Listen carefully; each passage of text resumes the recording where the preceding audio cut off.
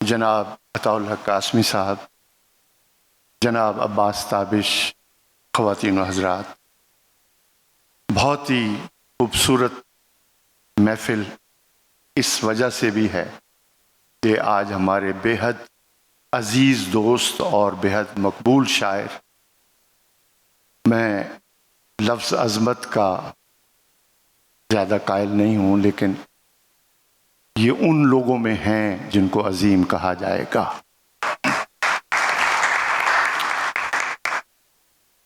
یہاں آ کے مجھے معلوم ہوا کہ یہ 60 سال کے ہو چکے ہیں۔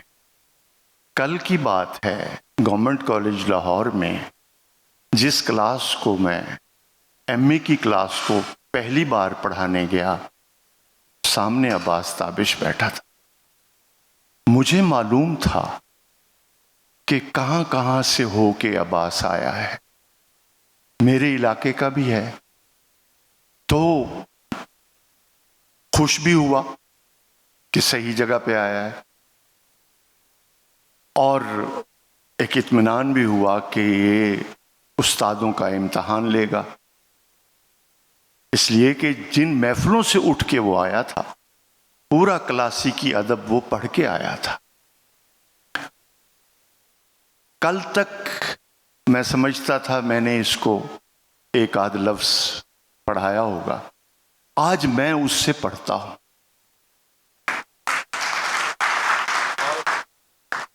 یہ جملہ میں نے کلیشے نہیں بولا، اس کی وضاحت کرتا ہوں۔ دنیا کی جتنی زبانیں ہیں، ان کے جتنے بڑے شاعر ہوئے، وہ سب کے سب عظیم شاعر کے ساتھ اہل علم بھی تھے۔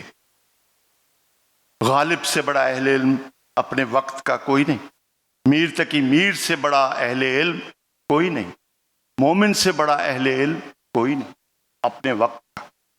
علامہ اقبال اپنے وقت کا کتنا بڑا عالم، فیض اپنے وقت کا عالم۔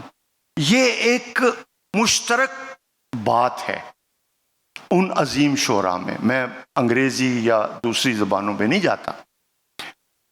کل تک سہیل احمد خان حیات تھے تو یہ حقیقت ہے کہ میں بہت اطمینان سے سوتا تھا کہ جہاں میں پھنسوں گا میں ایک فون کال کروں گا اور اس کا جواب آئے گا، اور یہ ہوتا رہا۔ ان کی وفات کے بعد کچھ دیر کے لیے مجھے لگا کوئی چیز میرے ہاتھ سے نکل گئی۔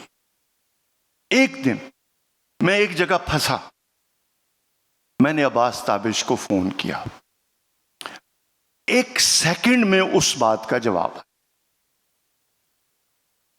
تو وہ دن اور آج کا دن سامنے بیٹھا ہوا ہے۔ جہاں میں پھنستا ہوں کسی نکتے پہ، کسی مسئلے پہ، کسی لفظ پہ، کسی شاعر کی کسی ایک پہلو پہ، تو مجھے فوراً رہنمائی ملتی۔ اس کی بنیادی وجہ ہے کہ اس نے کلاسیکی ادب تو کہاں کہاں سے پڑھا، اس کے حوالے موجود ہیں، لیکن میرے لیے جو بہت خوشی کی بات تھی وہ ان کا جدید ادب اور دوسری زبانوں کے ادب کا پڑھنا تھا۔ یہاں آ کر مجھے بہت اطمینان ہوا کہ اس کی شاعری بہت دور تک جائے گی، کیونکہ جو شاعری کی جو بنیادی رچاؤ ہے، جو رس ہے، وہ کہیں اور سے آتا ہے۔ ان لفظوں میں جو ثقافتی اور تہذیبی اثرات ہیں وہ بہت دور سے آتے ہیں، اور ان اثرات کو شاعری میں لے کے آنا، یہ وہ ہنر ہے جو آ نہیں سکتا۔ اس کے پیچھے وہ مطالعہ ضروری ہے، اس کے پیچھے وہ پوری تحریکیں ضروری ہیں جو علم کی تحریکیں ہیں۔ تو یہ ایک چیز۔ دوسرا میں ایک چیز محسوس کرتا ہوں کہ ایک شاعر کی خوش قسمتی ہوتی ہے کہ اسے کون سا دور ملا ہے، کون سا عہد ملا ہے، یہ بھی اس کی شاعری پہ بڑے گہرے اثرات مرتب کرتا ہے، اور تابش کو بہت اچھا دور ملا۔ کیوں؟ کہ یہ اس سنگم پہ تھے جہاں ایک طرف پرانی کلاسیکی روایت موجود تھی اور یہ اس سے فیض یاب ہو رہے تھے، اور اگلے کنارے پر ایک جدید دور سانس لے رہا تھا اور وہ اس میں قدم رکھ رہے تھے۔ تو دو زمانے، دو دنیایں، اور اس کی ساری جو تپسیا ہے وہ سب اس تک پہنچی۔ تو ایک تو یہ اس کی خوش قسمتی۔ اب آج میں ایک شعر اس کا پڑھتا ہوں جس میں اس کی بنیادیں ہیں اس کے کام کی۔ یہ اچانک جو سکون آیا، یہ اچانک جو سکون آیا، جان نکلی ہے کہ مصرع آیا، جان نکلی ہے کہ مصرع آیا، کہ مصرع اس طرح سے آیا ہے جیسے پورے وجود کو اپنے ساتھ لے کے آئے۔ میں یہ سمجھتا ہوں کہ آج مشاعرے کا دور بھی اسی طرح ہے۔ آج سوشل میڈیا بہت سرگرم ہے۔ آج مجھے حال ہی کی دو باتیں یاد آ رہی ہیں اور وہ بہت برمحل ہیں۔ ایک تو حال ہی نے یہ کہا تھا، اور یہ سوشل میڈیا کو سامنے اگر رکھتے ہیں آپ، کہ جس میں اچھے شعر بھی لوگ کہہ رہے ہیں، بہت اچھا بھی لکھ رہے ہیں، اور میں مطمئن بھی ہوں کہ یہ نئی نسل فیس بک کے ذریعے سے اردو زبان کو، اردو غزل کو لے کے چل رہی ہے۔ یہ اچھی بات ہے، یہ میں ان کی ایک خوبی بیان کر رہا ہوں۔ لیکن اسی میں ایک جال بھی بچھا ہوا ہے کہ اصلی اور نقلی شاعری کا فرق بہت کم ہوتا ہے۔ یہ فرق حالی نے بتایا تھا مقدمہ شعر و شاعری۔ اس نے کہا تھا کہ جو جھوٹی شاعری ہوتی ہے اس کی چمک دمک بہت ہوتی ہے، لیکن قریب سے جاؤ تو وہ سونا نہیں نکلتی۔ تو اصلی اور جھوٹی شاعری کی بہت واضح پہچان حالی نے بتائی۔ اور دوسری بات جو آج کے سوشل میڈیا پہ صادر آ رہی ہے، حالی کی بات، وہ یہ ہے کہ بے ذوق آدمی کی داد شاعر کو گمراہ کرتی ہے۔ وہ اس داد میں آ کر کوہلو کے بیل کی طرح چکر لگاتا ہے۔ یہ حالی کا ہے، میرا نہیں ہے۔ اس نے ایک لفظ اور کہا تھا، اگر آپ اس کو نیگیٹو معنوں میں نہ لیں، یہ اس کے الفاظ ہیں۔ اس نے کہا تھا کہ یہ جو داد ہے یہ شاعر کا نفس موٹا کرتی ہے، یعنی اس کے اندر کی جو تسکین ہے اس کے اندر کے نفس کو بڑھا دیتی ہے۔ تو یہ اسی کے لفظ ہیں۔ تو یہ آج دو باتیں حالی کی ضرورت ہے کہ ہمیں یاد رکھنی چاہیے کہ کس طرح ایک جعلی شاعری اپنا عکس ڈالتی ہے اور کس طریقے سے اس کے ایک رات میں لاکھوں فالوورز بنتے ہیں۔ شکر ہے عباس تابش اس سے بالکل مختلف اور الگ ہے۔ اس کا اس میڈیم سے اس طرح تعلق نہیں، کیونکہ اس کا کتاب سے تعلق ہے۔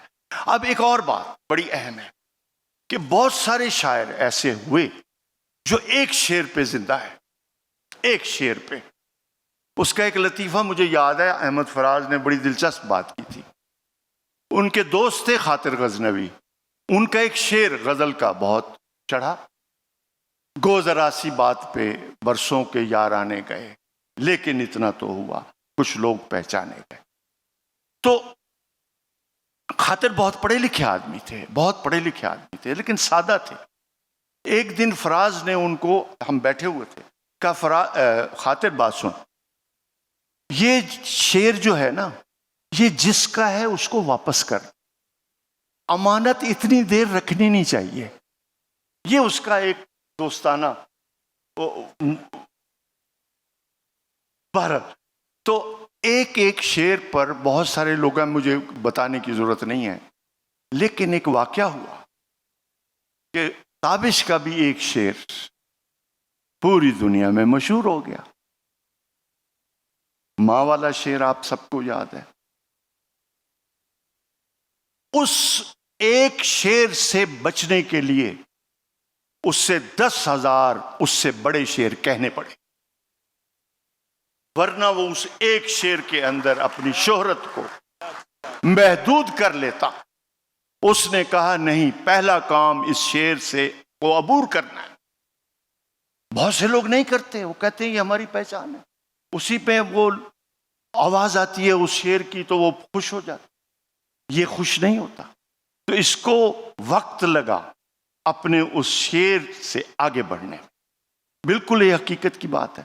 اسی طریقے سے عباس کی شاعری کو سمجھنا ہو تو آپ کو تاریخ سے مدد لینی ہوگی، آپ کو ثقافت، تہذیب اور وہ سارے عوامل جو زبان کو بناتے ہیں، جو زبان کو تخلیقی مزاج دیتے ہیں، ان ساری چیزوں کو سمجھنا ہوگا، کیونکہ یہ لفظ نہیں ہے، یہ ڈکشنری نہیں ہے، یہ اس کے ہر لفظ کے پیچھے ایک بہت بڑا میٹافر ہے، ہر لفظ کے پیچھے ایک حکایت ہے، پوری کی پوری تاریخ ہے، اور اس کی شاعری میں ایسے اشعار بے شمار ہیں۔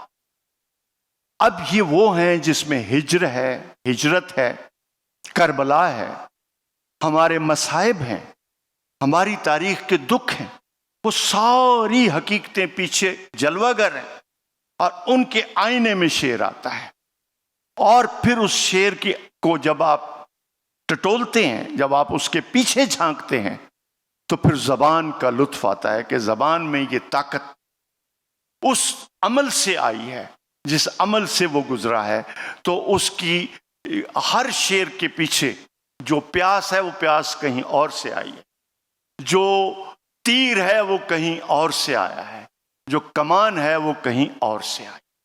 اب یہ اس کو اس ہنر میں لے کے آنا یہ بہت بڑی بات تھی، ورنہ ہوتا کیا ہے، بہت سارے شاعر ان آرکیٹائپس میں پھنس جاتے ہیں۔ یہ آرکیٹائپس ہیں، کربلا ایک بہت بڑا آرکیٹائپ، اسی طرح ہجرت بہت بڑا، نوسٹیلجیا بہت بڑا آرکیٹائپ۔ اب اس آرکیٹائپ میں اگر آپ پھنسے رہے تو سٹیٹمنٹ ہے، اس آرکیٹائپ کو بھی عبور کرنا ہے، اس کی ایکسٹینشن پہ جانا ہے، تاکہ وہ کنیکٹ ہو سکے آج کے دور کے ساتھ، کنیکٹ ہو سکے آج کے دکھ کے ساتھ، تب وہ تاریخ کا تسلسل شعر کے اندر آئے گا۔ تو یہ کام صرف عباس تابش کو آتا کہ کیسے سادہ لفظ ہے، سادہ پیاس ہے، سادہ پانی ہے، لیکن وہ پانی کی روانی کہیں اور سے۔ تو یہ جو تہذیبی اور ثقافتی معنویت ہے، اس کو الفاظ میں اس طرح لانا کہ پتہ بھی نہ چلے، آپ تو شعر میں گم ہو جائیں گے، تھوڑی دیر بعد غور کریں گے تو پتہ چلے گا یہ پانی کہاں سے بہہ رہا ہے، یہ چشمہ کہاں سے آیا ہے۔ تو یہ ہنر، اور وہ بھی اتنا سادگی کے ساتھ، اتنی سادگی کے ساتھ کہ جیسے بات کی جا رہی، لیکن اس بات کے پیچھے کیا کچھ نہیں ہے، اور یہ تب آتا ہے جب شاعر خود اہل علم ہوتا ہے۔ غالب کے ایک ایک شعر، اب ضیاء الحسن بیٹھا ہوا ہے، اس نے بڑی اچھی تشریح کی تھی غالب کے ایک شعر کی، کہ کیوں شاہد گل باغ سے بازار میں آوے۔ یہ آج کے کارپوریٹ سیکٹر پہ غالب کا یہ شعر تھا۔ ابھی اس وقت کارپوریٹ سیکٹر کی کسی کو خبر ہی نہیں تھی کہ پھول کموڈیٹی کیسے بن جائے گا۔ کیوں شاہد گل باغ سے بازار میں آوے، کہ ہوس سے زر کس طریقے سے ہمیں چمٹے گی کہ جو اس کیفیت کو لے کے آ جائے گی کہ آپ کو پھول باغ میں نہیں ملے گا، بازار میں ملے گا، کموڈیٹی ہو چکا ہوگا۔ یہ غالب تھا۔ تو کہاں سے آ رہی تھی یہ ساری باتیں؟ وہ علم سے آ رہی، وہ اس گہرائی سے آ رہی تھی جس میں غالب نے خود کہا ہے کہ میری شاعری پہ گمان مت کرو، ابھی تو تم نے مجھے میری نثر میں دیکھو۔ غالب ہے، خود کہہ رہا ہے، تو وہ اصرار کر رہا ہے کہ مجھے اہل علم مانو۔ آپ نے مجھے شاعر مان لیا ہے اور اسی میں مان کے بیٹھے ہوئے ہو، تو پھر اس کو بولنا پڑا۔ تو بہت سارے اہل علم جو شاعر تھے، انہوں نے ظاہر نہیں ہونے دیا، اور یہ بھی انہی میں سے ایک ہے جو ظاہر نہیں ہونے دے رہا کہ اس کے پیچھے کتنا علم موجود ہے، اور یہ بہت اچھی بات۔ تو میں سمجھتا ہوں کہ اس کو ابھی وقت لگے گا۔ میں شعر لکھ لایا تھا، لیکن نہیں، آپ اس کے منہ سے سنیں گے وہ زیادہ اچھے لگیں گے۔ وہ شعر میں لکھ لایا تھا جس میں محاکات ہے، جس میں تاریخی واقعات ہیں، اور تاریخی واقعات کو آج کے تناظر میں کیسے اس نے کنیکٹ کیا ہے۔ یہ ایک بڑا لمبا سلسلہ ہے، کیونکہ اس کا ایک شعر نہیں ہے، اس حوالے سے سینکڑوں ہیں جو اس کی پہچان ہے۔ تو اس کا مطلب ہے وہ رہتا ہی کہیں اور ہے، اور حال میں وہ تب آتا ہے جب وہاں سے کچھ لے کے آتا۔ تو اس پہ ابھی کام ہوگا، ہو رہا ہے، سوچ رہے ہیں لوگ، سیکھ رہے ہیں۔ یہ ایک منزل ہے سیکھنے کی، لیکن اگلی منزل اس کی تفہیم کی ہے، اور اگلی منزل اس کی تشریح کی ہے۔ اس کے کلام کو ڈیکوڈ کیا جائے گا تو تب ہمیں بہت سارے پہلو نظر آئیں گے، جیسے انتظار حسین کی جو فکشن ہے، اس کو آج ہم جو بظاہر داستان لگتی ہے وہ بظاہر داستان نہیں ہے۔ اس کو جب ہم ڈیکوڈ کرتے ہیں تو کہیں مارشل لا آ جاتا ہے، کہیں کچھ اور آ جاتا ہے۔ تو وہ اپنے زمانے میں جی رہا تھا، لیکن جو ہنر تھا وہ پیچھے سے لا رہا تھا، تو پیرایا اس نے وہ اختیار کیا ہوا تھا۔ تو اس نے بھی کہیں کہیں مرثیے کا پیرایا اگر اختیار کیا ہے تو کسی وجہ سے کیا ہے۔ اگر کہیں کہیں اس نے ہمارے دکھوں کو پرسونیفائی کیا ہے کچھ چیزوں کے اندر، کونجوں کے اندر، پرندوں کے اندر، درختوں کے اندر، تو اس کی پیچھے وجہ ہے کہ درخت، پرندے، پودے، پھول، یہ بہت بڑی داستان ہیں، یہ داستانیں ہیں۔ درخت خود ایک بہت بڑا داستان ہے، گو ہے۔ درخت ایک قصہ گو ہے۔ ایک پرانا درخت آپ کو کچھ 6000 قصے دے جاتا ہے۔ تو یہ ساری رمزیں اس بندے نے دی ہیں، تو اس کے پیچھے یہ سارا کچھ ہے۔